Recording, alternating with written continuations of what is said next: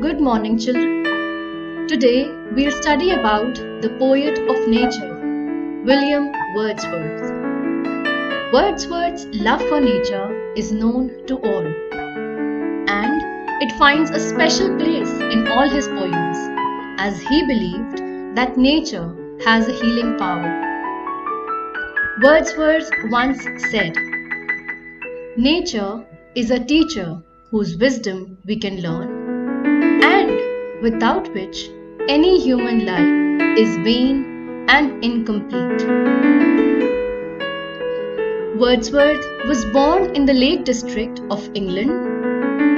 He was a dominant figure of English Romanticism, a literary movement characterized by intense love and admiration of nature, appreciation of the state of isolation and solitude. Wordsworth defined poetry as the spontaneous overflow of powerful feelings, recollected in tranquility. Wordsworth lived in the Lake District with his sister Dorothy Wordsworth and friend Samuel Coleridge. Each day they would take long walks and unite with nature and fall into the state of trance, and then write poetry, letters, and journals, reflecting on the state of man and nature.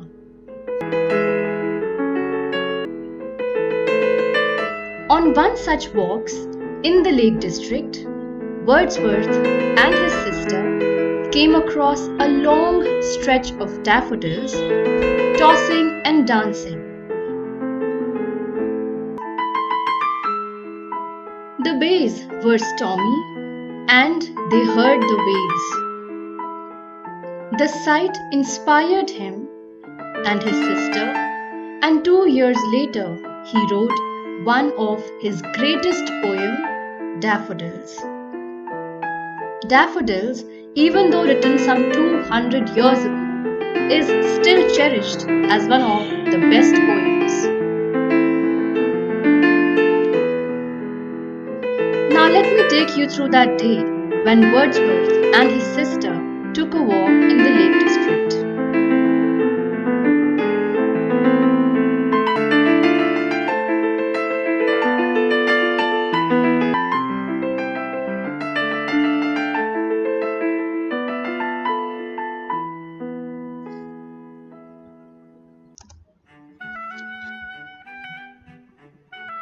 The Lake District is one of the most stunning areas of Britain, immortalized in the poetry of William Wordsworth.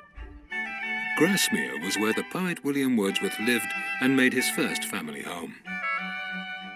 By the time he settled here in 1799, Wordsworth had travelled all over Europe, across France into Switzerland, and visited the Italian lakes.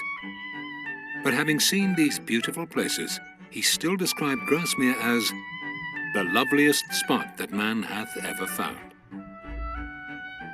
In 1799, Wordsworth rented a small lakeland cottage, formerly an inn called the Dove and Olive Bough, where he settled down with his sister Dorothy to concentrate on writing. The conditions were basic, with no running water, lit by candles, open fires for heating and cooking, and a meagre diet. But it was here, during this period of plain living but high thinking, that Wordsworth wrote his best and most famous poems. Dove Cottage is preserved as it was when William and Dorothy lived there. The cottage and the museum next door are open all year round. In 1802, William Wordsworth and Dorothy went on a walking trip to visit friends. After several days of walking across countryside and rough tracks, they arrived on the shores of Ullswater.